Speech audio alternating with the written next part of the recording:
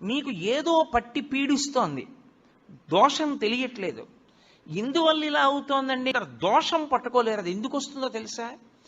ఎక్కడో మహాత్ముల మనసు కష్టపెట్టడమో, లేకపోతే ఏదో చెయ్యకూడని దోషం ఏదో చేశారు, అది జాతకంలోకి దొరకదు, పీడిస్తూ ఉంటుంది. మీకు దొరకని దోషం పోవాలి అంటే ఒక్క నంది అభిషేకానికే పోతుంది. అది ఎప్పుడో తెలుసా? ఎప్పుడు పడితే అప్పుడు చేయడానికి వీల్లేదు. త్రయోదశి నాటి సాయంకాలం శివాలయంలో శివలింగానికి పొద్దున్న అభిషేకం అయిపోతుంది కాబట్టి అలంకారం చేసేసి రుద్రాధ్యాయంతో నందీశ్వరుడికి అభిషేకం చేస్తారు.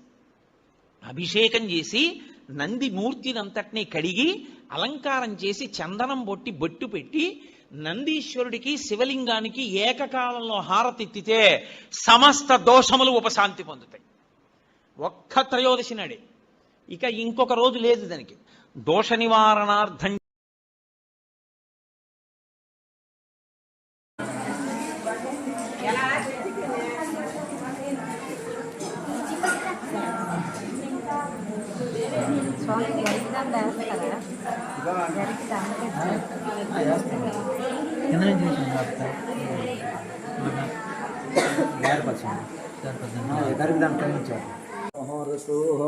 महाभ्रोग संस्थात्नो ग्रामसभ्य मंडल राष्ट्रभक्ति नमस्कारान् समर्पयामि।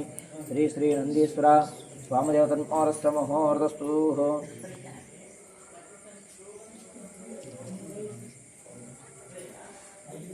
ఇప్పుడు మాత్రం ఎవరు కూడాను సోలేలు చూడడం కానీ ముక్కులేలు చూడడం కానీ కొమ్ములేలు చూడడం కానీ సోయిపోవడం ఎవరిని కూడా ముట్టుకోకండి ఇప్పుడు దయచేసి.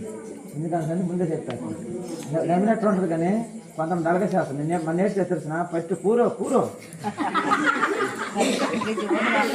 అట్టిపళ్ళు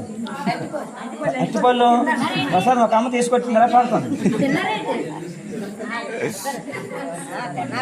చెప్తాను.